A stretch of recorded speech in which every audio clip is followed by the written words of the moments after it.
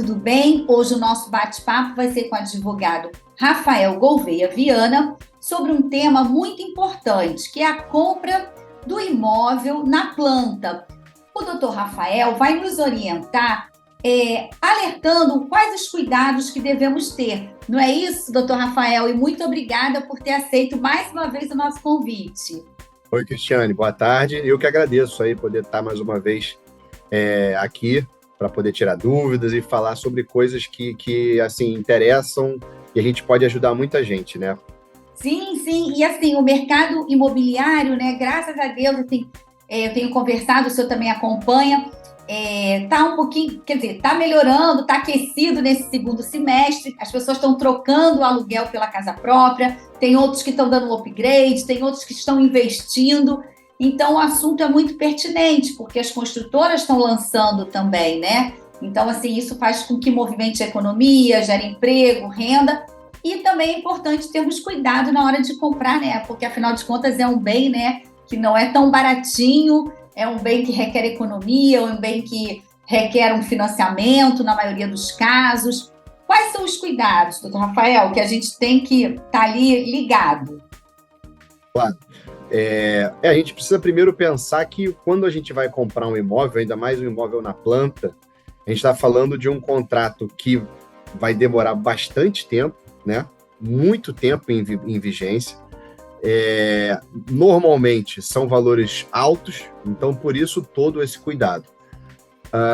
Então, assim, a primeira coisa que eu passo para quem me procura, para os meus clientes e tudo mais, é pesquisar essa empresa, essa construtora que está oferecendo esse imóvel na planta. Hoje em dia, através de internet, um monte de coisa, a gente consegue saber o histórico dessas empresas, saber se é comum as obras dessa empresa atrasarem, se é comum ela não entregar as obras. Então, assim, a primeira coisa que eu acho que é imprescindível é isso. Fazer essa busca, nessa pesquisa de quem é a construtora que está ali responsável, porque, assim, é um assunto, essa chamada de atenção do senhor nesse ponto é importante, porque, tudo bem, às vezes, na maioria dos casos, até para os empreendimentos do Minha Casa e Minha Vida, na maioria dos casos tem ali, vamos dizer assim, no outdoor ou na placa, na obra, está lá a Caixa Econômica. E em outros, que fora do Minha Casa e Minha Vida, tem outros bancos. Mas isso não necessariamente deixa a pessoa tão confortável. Tem que fazer o que o senhor está falando, né? Todo cuidado é pouco. Então, verifique a construtora. Exatamente, até porque a Caixa está ali só como intermediário, né? Para poder concluir o negócio. Ela não consegue ter ingerência na empresa que está fazendo a obra. Então, por isso que é importante verificar isso. Também, ao mesmo tempo, é bom sempre tirar as certidões pertinentes, certidão do imóvel, para verificar se está tudo legal, se aquela obra está legal, se pode ser realizada.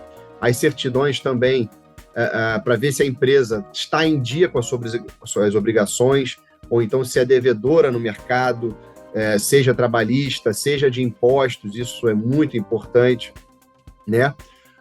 E na escritura é bom também avaliar sempre se tudo o que foi combinado, tudo o que foi ofertado e o negócio foi fechado está ali. É importante isso estar bem claro, tudo bem.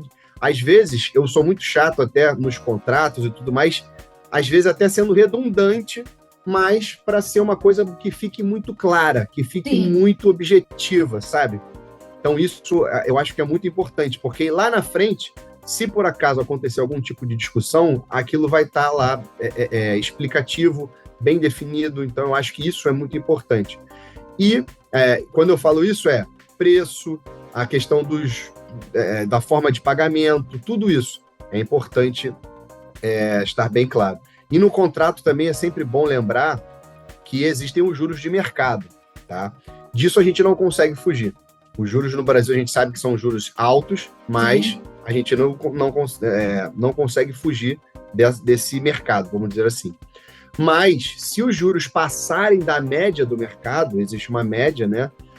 Se os juros estiverem muito altos, isso é possível ser levado à justiça para a justiça rever essa questão, porque a justiça já entende, já tem precedente dizendo que na compra de imóveis, quando os juros são muito altos, é possível abaixar para a média do mercado. Tá. É sempre bom levar também isso em consideração. Mas aí, nesse caso, né, doutor Rafael, ele tem que procurar, só o caminho seria via a justiça para poder fazer, né, ter esse retorno, vamos dizer assim. Mas quando ele está comprando na planta, tem aquele período, como o senhor já disse, ver a idoneidade da construtora, fazer uma pesquisa sobre a construtora, ver as obras entregues, foram entregues em dia. Nesse contexto, ele tem aí um prazo de obra que, de repente, é de 24, 36 meses, né, dependendo do contrato, né, como o senhor disse, tem que estar tudo escrito, né, tem que estar tudo certinho ali do que foi negociado, até o uso do FGTS, se for o caso, né, que é o Fundo de Garantia do Tempo de Serviço, porque mesmo sendo na planta, se tiver a caixa por trás e o trabalhador tiver direito, ele consegue, mas até isso também tem que estar tudo ali nesse documento, não é isso? Exatamente. Até mesmo a corretagem, por exemplo. Já existiu muita discussão na justiça sobre a corretagem. Uns diziam que não poderia ser cobrada do consumidor, outros diziam que poderia ser cobrada. E hoje o STJ já definiu que a corretagem pode ser cobrada, mas como eu falei, isso tem que estar destacado, tem que estar lá bem previsto e dizendo, olha, o valor da corretagem vai ser pago pelo comprador no valor tal. Isso precisa estar bem destacado, senão não pode ser cobrado do comprador. Não pode ser uma coisa que está implícita. Tá, e aí, por exemplo, ele gostou, foi no estande, né? Porque geralmente imóvel na planta é via o estande, né? O construtor montou o estande, tem o apartamento decorado, tem os corretores trabalhando. Ele chegou lá, assinou o contrato, foi lá para assinar o contrato, levou a documentação. Esse contrato que ele faz ali no estande, ele já tem que ter todas essas informações. Como que é esse procedimento? Ou o contrato vem com tudo só na hora que assina com o banco? Como é isso? Até para quem está nos acompanhando, né, entender, acompanhar esse passo a passo. Claro. No contrato com a empresa, isso tudo já tem que estar definido, porque é isso que vai regular a sua vida com aquela empresa a partir dali. Tá. Até o final do pagamento, até o final da obra, a relação que você vai ter com a empresa, o que vai ditar, né, essa relação é aquele contrato, é aquele documento. Então, tudo que você combinou com a empresa precisa estar previsto ali, tudo. Mas a gente sabe que muitas vezes esses contratos são aqueles contratos que a gente sabe que são os contratos modelo, que a empresa fala assim, eu não consigo alterar, não consigo colocar alguma coisa aqui, incrementar. Então, mas o consumidor pode, de alguma forma, também se precaver. Fazer um e-mail registrando isso direitinho, guardando esses documentos, porque se porventura no futuro precisar, tem agora, ele pode demonstrar para a justiça ou então para a própria empresa que aquilo tudo já estava combinado. Né? Tá. E aí, neste documento, por exemplo, porque assim, é aquilo, né? A gente pega folhetos, né? Campanhas, né? O marketing são cada propaganda, cada peça muito bacana. Então, assim, tem que estar tudo alinhado, até o prazo de entrega também tem que constar no documento, não é isso? Porque, assim, existe aí o que eu queria até que o senhor comentasse, que a gente conversou no bastidor, sobre aquele período que a construtora também tem. Após o combinado de entrega, ela ainda tem aí 180 dias, né, se não me engano, que ela pode usar esse prazo, algum problema que tenha acontecido, às vezes questões climáticas, enfim. Né, a gente passou pela pandemia que ninguém esperava também, né, muita coisa teve que ser ajustada, até ampliada para a entrega do imóvel, coisas que às vezes fogem dali do dia a dia da construtora. Então, eu queria que você explicasse um pouquinho, até para quem está nos acompanhando, entender também esse período, né? Porque as famílias se programam, né? Afinal de contas, muitas estão morando de aluguel, aí de repente já faz tudo casadinho para entregar o imóvel, para poder passar para o dele, para começar a pagar o financiamento cheio, porque durante a obra vai pagando uma parcela mais acessível, para poder conseguir conciliar aluguel e condomínio e prestação, né? A gente sabe que essa parte da nossa vida, né, do brasileiro, de comprar o imóvel é o sonho de todo mundo, então as pessoas se viram, fazem o que podem para poder realizar esse sonho. E também o prazo de tolerância, que a gente chama, né, que é o prazo que ele tem limite assim para entregar a obra, o prazo extra, vamos dizer, isso também tem que estar previsto no contrato. Tudo tem que estar previsto lá. Aquilo ali é que vai reger, que vai ditar as regras do que você tem direito de exigir e do que a empresa também tem direito de exigir e vice-versa, sabe? Um do outro. E nesse prazo de tolerância, se por acaso a empresa não entregar o imóvel dentro desse limite, se ultrapassar, a justiça já entende que o prejuízo do consumidor já é presumido. Então, não precisa ser provado. O que eu quero dizer com isso? A justiça já entende que por esse atraso você já teve prejuízo.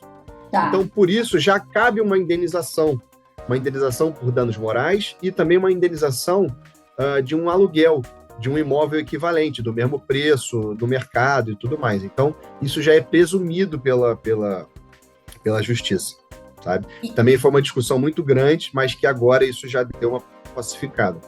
Tá, e aí também o senhor comentou que tem aquele também que é possível. A gente está falando do caso da punição para a construtora, porque se ela, né, teve esse problema e tem ali os 180 dias, mas caso ela não cumpra os 100, ainda use os 180, ainda continue ultrapassando, aí ela tem que, né, fazer vamos dizer assim, esses benefícios para o proprietário, né, que adquiriu uma unidade. Agora, o senhor também disse que tem a parte dos juros de obra. Como é que é isso? Como funciona, né, para quem está adquirindo esse imóvel na planta, se acontecer essa situação? Em alguns casos, a gente sabe, né, por exemplo, como você falou, veio pandemia, acontecem coisas que não estão previstas, que a gente não consegue prever.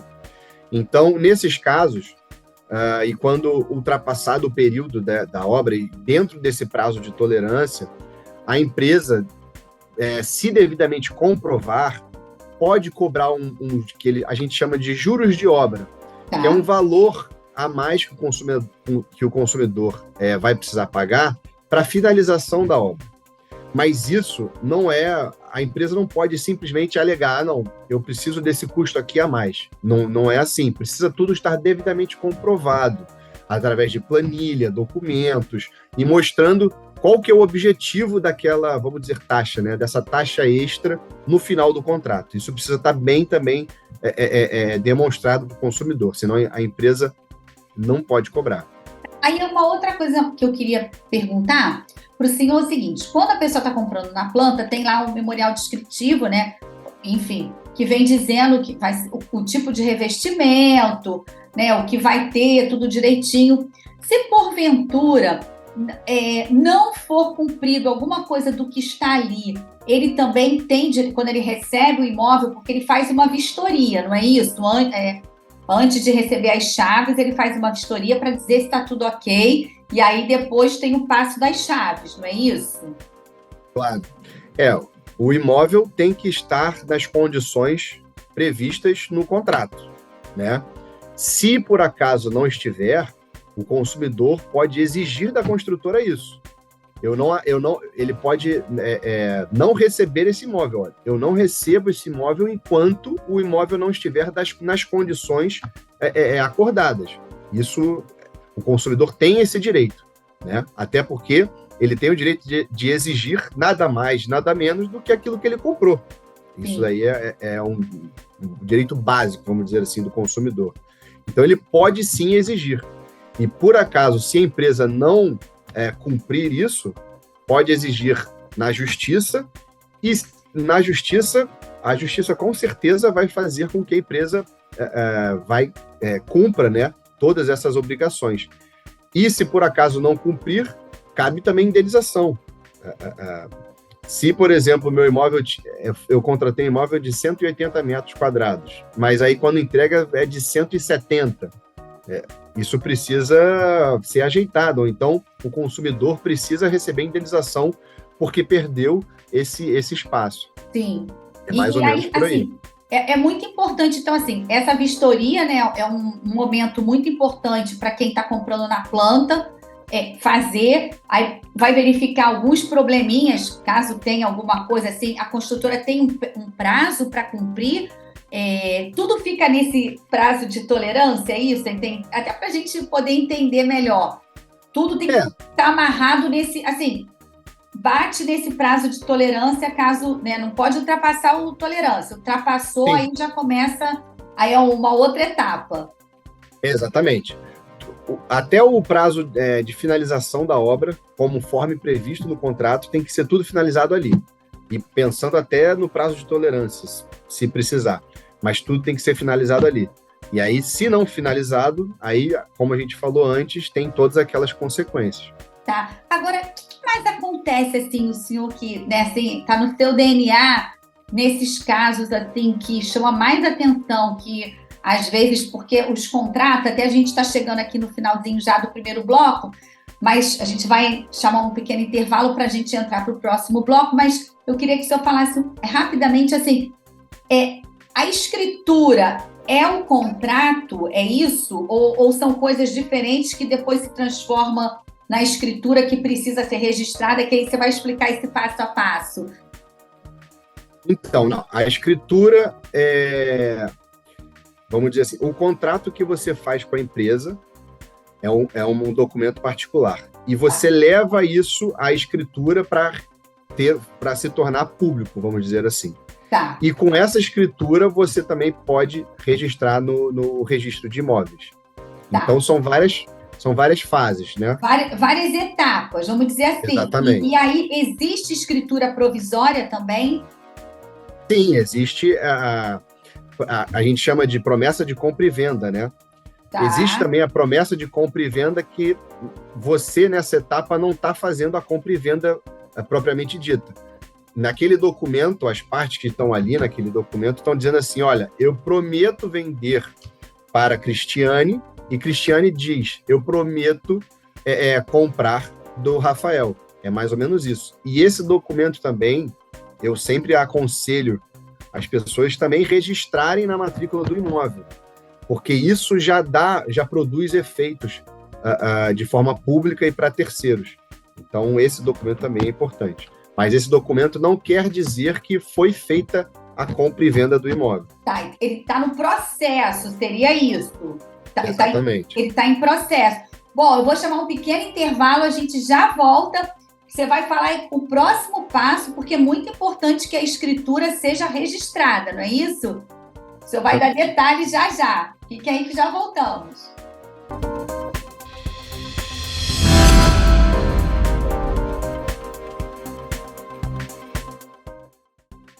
Olá, e voltamos. E o doutor Rafael estava nos explicando sobre a escritura, não é isso, doutor Rafael? Assim, a importância da escritura ser levada a registro. Exatamente isso, Cristiane. Como você falou, são várias etapas, né? Uma coisa é o contrato que você faz com a empresa, outra coisa é a escritura que você vai realizar junto com um cartório, que lá vai para tornar pública aquela transação, né? Não ser só um contrato de gaveta. E com essa escritura, você pega essa escritura e registra no que a gente chama de RGI, que é o Registro Geral de Imóveis. Cada imóvel tem o seu registro, você pode pesquisar isso na internet. E aí, com essa escritura, você pega e registra, e lá vai constar. Em setembro de 2023, Rafael vendeu o imóvel para Cristiane. Valor tal, a guia de pagamento foi a X. Isso é bem importante também. Tá, e aí, por exemplo, nesse documento, várias coisas que eu quero aproveitar que o senhor falou. Por exemplo, você falou do contrato de gaveta, até quero voltar nele um pouquinho, mas nesse momento que está sendo tudo feito, que vai ser feito o registro, vale lembrar que, dependendo do bairro, existe, né, o registro. Por exemplo, Barra, Recreio, Jacarepaguá é o 9º RI, né, que fica ali no centro da cidade, se não me engano. Dependendo do bairro, isso também é importante a pessoa saber, né, onde dar uma procuradinha na internet para saber qual é o registro de imóveis competente para aquele bairro, né? E aí também observar que tem que estar tudo direitinho, porque assim, a escritura é entregue, né, tudo direitinho, aí eles têm um prazo que eles dão uma olhada, né, vamos dizer assim, uma analisada, não sei se o nome certo é esse. Se tiver alguma exigência, eles sinalizam para que seja cumprida, né, isso. Só depois, né, que é efetivamente feito o registro, não é isso? Exatamente. O cartório recebe, né, aquela escritura, recebe os documentos, e aí ele tem um prazo para analisar e para dizer se ainda ele ainda vai fazer mais algum tipo de exigência.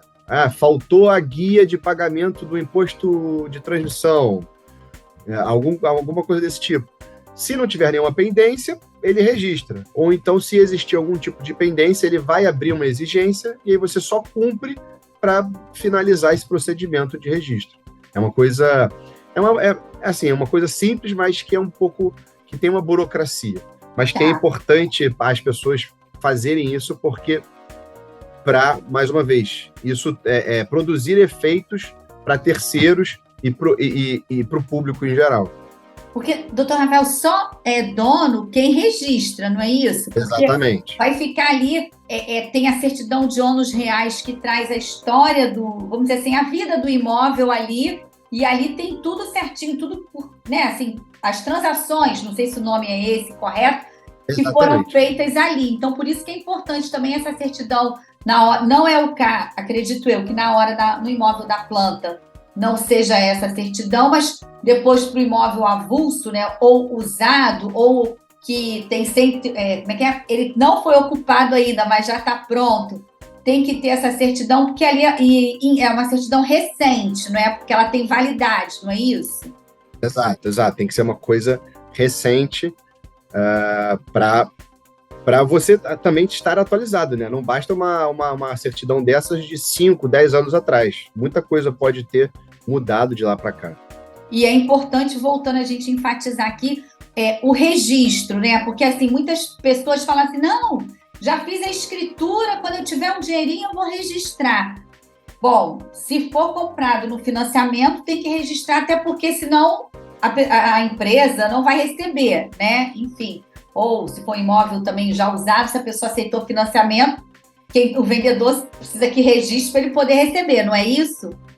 Vai ser uma exigência até da empresa que está fazendo essa parte financeira, né? Ela não vai... A empresa que cuida dessa parte financeira, no empréstimo, o que seja, vai exigir uma escritura. Não dá para fugir disso. Tá. E uma outra coisa também, por exemplo, o ITBI, né, que é o Imposto de Transmissão sobre Bens Imóveis, ele tem que constar também nesse documento a guia, tudo certinho que foi paga ali. Isso é importante também, ou assim, tem que ter? Tem que ter, porque isso pode dar confusão no futuro. Por exemplo, eu tive um caso aqui que acabou que a gente precisou ajuizar uma ação que no documento que o banco fornece para a gente poder registrar no registro de imóveis, não constou ali essa informação da guia, do valor pago e tudo mais. Isso foi uma confusão porque o registro de imóveis não aceitou. A gente precisou voltar no banco, pedir esse documento, e aí ele não forneceu o documento, a gente precisou entrar com uma ação só para exigir o documento para a gente apresentar no registro de imóveis. Então, na escritura, é importantíssimo constar também tudo isso. Porque, assim, doutor Rafael, esse olhar que vocês têm, né, que é o olhar clínico, jurídico, isso é muito importante, porque, assim, só isso que o senhor relatou agora já também mudou o prazo, que seria mais rápido, já teve que voltar, tipo assim, né, se estendeu mais por conta desse processo que vocês tiveram que fazer, que se tivesse sido feito corretamente, não teria, não é isso? Exatamente. E também desconfiar, assim, enfim, muita facilidade é bom desconfiar também, né? Porque a gente sabe que o processo, tudo bem, o processo é ágil, né? Os bancos, as construtoras, está tudo online, tudo, né, muito rápido, mas existe ainda, né, um tempinho, um processo. Então, não dá para queimar etapas, não é isso? Exatamente. Quando a gente precisa desconfiar de tudo que seja muito fácil e que seja muito diferente do usual, que a gente está acostumado de ver. Então, assim, se for uma coisa que vai ser muito fácil de aprovar, não precisa dar com documentação, é só você fazer um adiantamento, sabe? Essas coisas assim, é preciso ficar bem esperto com isso, porque as pessoas, nessa parte, nesse negócio, vamos dizer assim, por como mexe com sentimentos, né? Nossa, eu vou comprar o meu imóvel. As pessoas existem casos que as pessoas não percebem e só estão na emoção de poder comprar mesmo. E aí pode ser um golpe, alguma coisa, e dá esse adiantamento e fica frustrada, porque o negócio nunca existiu. Então, desconfie. Sim, isso que o senhor está colocando é muito importante, que assim, recentemente foi noticiado nas TVs abertas, enfim, mais um golpe da casa própria, que a pessoa, esse falso corretor, se intitulou de peças publicitárias, né, da suposta empresa que ele vendia, e aí recebeu o sinal, entendeu, de várias pessoas, e a construtora nem sabia, a construtora era em outro bairro, não tinha nada a ver. Então, assim, já que a gente está aqui, né, num programa específico do mercado imobiliário, com o senhor falando, né, dos cuidados para ter uma compra segura, né, do imóvel, então é bom, assim, até reforçar isso, né, pedir a carteirinha do CRES, o que mais ele pode se cercar, que aí a gente já saiu um pouquinho que geralmente quando é na planta, né, a pessoa vai no stand, né, tem a equipe de vendas ali, tem todo o suporte, tem um apartamento decorado, aí já fica difícil tanta falsificação, né? Já tem a chancela... Mas o que acontece? Não acontece, é bom também... Pode Hoje em dia, acontecer. o pessoal tá bem... Eles estão com muita imaginação. Tá, mas aí, então, assim, também indo no local, também tome esse cuidado, né? Se certifique que ali realmente é empresa séria. E, exato. No caso... Bom, desculpa te cortar, mas foi até uma coisa que eu sempre falo, e agora eu lembrei só agora, se possível, e eu acho que precisa ser feito isso em todo o negócio que nós vamos fazer, é ter um advogado do lado. Então, ter um advogado do lado, que o advogado vai poder te ajudar, um amigo, um parente, ou então até mesmo contratar um advogado para isso. Sim. Porque isso vai te dar uma segurança. Porque ele vai informar o que você precisa fazer, quais são os cuidados, ele vai exigir os documentos para poder analisar e dar o ok.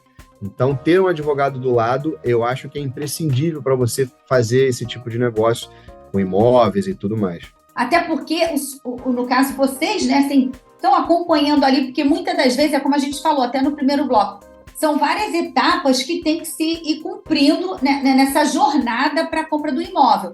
Não é assim, gente, não é nada assustador, não é nada disso, mas são etapas que precisam ser cumpridas, e tendo uma pessoa, né, com esse olhar, facilita, porque às vezes, assim, é bom quem está nos acompanhando saber que, assim, comprou, bacana, está indo, a prestação cabe no bolso, ou vou poder usar o FGTS, ou poder usar uma economia para bater aqui e ali, mas tem o ITBI, tem as despesas com registro, com a escritura, com registro, e muitas das vezes... não na hora das conversas, isso não é falado, e aí vem aquele susto, né, na hora que está ali assinando, e aí, olha, tem mais isso, tem mais aquilo, e aí as pessoas são pegas de surpresa, e as quantias também não são tão pequenininhas, né, o doutor Rafael? Exato. E assim, quando você pede o serviço de um advogado nesse tipo de negócio, é um terceiro que não está envolvido emocionalmente com esse contrato, porque, como eu disse, a compra de um imóvel envolve emoção. A gente pode ter alguma coisa que passa despercebido. Então, assim, ter um terceiro que não tem emoção no fechar esse negócio é importante. Eu lembrei até de um caso agora, que uma cliente nossa veio para a gente com uma proposta irrecusável de um imóvel, não sei o quê, que ia fechar isso. Aí olha, eu acho interessante, né? Mas me traz aqui os documentos. Ela, inclusive, trouxe a pessoa que se dizia dona do imóvel. Olha, não, ela é minha amiga, eu confio nela, a gente já pode fechar isso semana que vem. Olha, não tem problema. Traz aqui os documentos, tudo direitinho, fiz aqui a listinha, né? Sim. E a gente analisa. E aí a amiga dela, né, a pessoa que se dizia amiga dela, não trouxe nada. E eu falei, olha, eu não recomendo essa compra, mas se você quiser, é o seu risco. Porque eu não sei o que se passa nesse imóvel. Acabou que ela não fez esse negócio, mas é o exemplo que eu quero mostrar que Sim. ela estava na emoção, não, é minha amiga, na confiança, tudo mais, mas nessas horas a gente precisa passar por todas as etapas, ver a documentação, tudo direitinho, a gente não pode fugir disso, infelizmente. E outra coisa, é um ditado antigo, mas amigos, negócio à parte, porque assim, realmente é problemático. E aí eu queria aproveitar esse gancho, e quando o senhor colocou contrato de gaveta, eu queria aproveitar. Eu lembro que no passado, principalmente acontecia isso muito na época da Caixa Econômica, ainda na época que a Caixa tinha aqueles saldos devedores muito grandes, do FCVS, muito antigo. Eu não sei como estão agora esses contratos de gaveta, se continuam ocorrendo. Porque também é um risco muito grande, né, doutor Rafael? Sim, sim. Quando a gente mexe com esses bens, né, com bem imóvel, da importância e o valor, né, que é um valor alto, eu sugiro sempre fazer tudo de forma formal, de forma escritura pública, registrar. Muitas vezes eu recomendo, inclusive, fazer o registro, por exemplo, de um aluguel, que seja, mas para dar ciência do público, de terceiros, do que está acontecendo naquele imóvel. Porque eu acho a pessoa segura morreu de velho, né? Então, esse é o ditado que eu passo assim, para as pessoas. Tomar todas as precauções e todos os cuidados, porque é a sua casa. Então, você, mesmo que seja uma casa alugada, mas é a sua casa, você escolheu para morar ali. Então, precisa ter esse cuidado. E contrato de gaveta, eu não recomendo. Eu acho que é de suma importância oficializar da melhor forma possível. E aí até vamos explicar, né, assim, o que é contrato de gaveta? Contrato de gaveta é que você vai assumir uma dívida em nome de outra pessoa, não é isso? Que consta no contrato a primeira pessoa, sei lá, que assumiu aquela... Não, o contrato de gaveta é simplesmente eu assino com você uma compra e venda e não levo isso a registro. Isso fica ali guardado, sem ter poder e efeitos, não tem efeitos para o mundo jurídico. Só tem efeitos no mundo jurídico aquilo que é registrado, aquilo que é feito, que passa pelas formalidades jurídicas. Então, se eu faço uma compra e venda e não levo isso a registro, ela não está valendo. Por exemplo, eu posso comprar um imóvel da Cristiane e não levo isso a registro, só fica aqui, fica na minha gaveta, né? Por isso que é contrato de gaveta. Sim. E depois, a Cristiane... ela sofre uma execução e o imóvel é penhorado.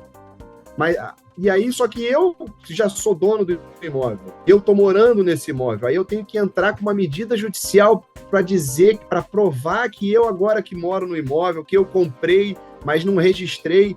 Olha o problema que você pode ter para a sua vida. Sim, e também, doutor Rafael, já passei aqui, a gente já recebeu casos aqui de pessoas que utilizaram do contrato, proprietários que à época foi até uma pessoa que era casada, né, que compôs renda com o marido, né, enfim, e venderam, foi por contrato de gaveta. O que aconteceu? Depois de muitos e muitos anos, essa pessoa que comprou não registrou, enfim, sei lá, não fez nada, e não pagou. A Caixa Econômica suspendeu, né, bloqueou os bens dessas duas pessoas que já são idosas e recebem, aí tiveram que entrar na justiça, olha isso, porque tiveram o salário retido, bloqueado. Exatamente. Então, assim, porque tem muita gente que faz isso pensando na economia porque economia de imposto, de registro, de escritura, tem muita gente que pensa nessa economia. Mas a gente precisa pensar também no futuro. O prejuízo no futuro pode ser muito maior. Então, você pode correr o risco de perder o seu imóvel. Ou então, seja... assim, o que compensa? Aí bota na balança. Não é melhor fazer a coisa certinha, como a gente vem falando aqui desde o primeiro bloco? Se puder, né, ter essa assessoria jurídica. Aqui o senhor já deu algumas dicas para pesquisarem, mas assim, claro que é tudo muito mais profundo. Em meia hora a gente não vai conseguir colocar tudo que é necessário nessa operação. Mas a gente já sinalizou a importância, se puder ter, né, um profissional, um advogado que acompanhe, para poder, como o senhor disse, que não está envolvido emocionalmente, para poder sinalizar e que a compra seja segura, ou imóvel na planta, ou imóvel usado, ou seja, ter esses cuidados, né? E a gente está chegando ao finalzinho, eu queria fazer mais uma pergunta. Por exemplo, se a pessoa colocou um imóvel, ela é proprietária de um imóvel que está alugado, mas por algum motivo ela está precisando de grana, ela quer vender. Como que ela faz isso? Ela pode já cumprir lá o período lá dos 30 meses direitinho, do contrato certinho? Ela oferece para o inquilino que está lá comprar. Se ele não quiser ou não puder comprar, ele tem que sair? Como é que é esse processo? Queria entender, até para quem está nos acompanhando, se estiver nessa situação também, não deixa de ser uma forma também de uma negociação imobiliária.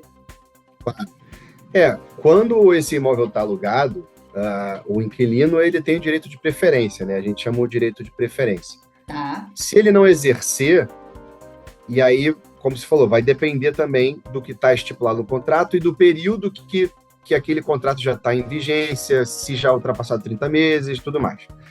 Mas, assim, é possível que essa pessoa tenha que sair do imóvel. Se ela não oferecer, não se manifestar no sentido de exercer esse direito de preferência, ela pode ter de sair do imóvel. Então, é importante isso, as pessoas estarem cientes também, porque existe esse risco. Tá, porque aí ela tem um prazo, por exemplo, ou ela fica garantida até que o imóvel seja comercializado e o novo proprietário tire ela. Existe essa possibilidade também? Sim, o novo proprietário ele tem que estar ciente de que aquele imóvel está alugado e ele pode continuar com aquele contrato. Isso nada impede a continuação daquele contrato de aluguel. Inclusive, acontece muito. Mas, também, dependendo do caso, o novo proprietário pode exigir o imóvel para ele. Sim. Então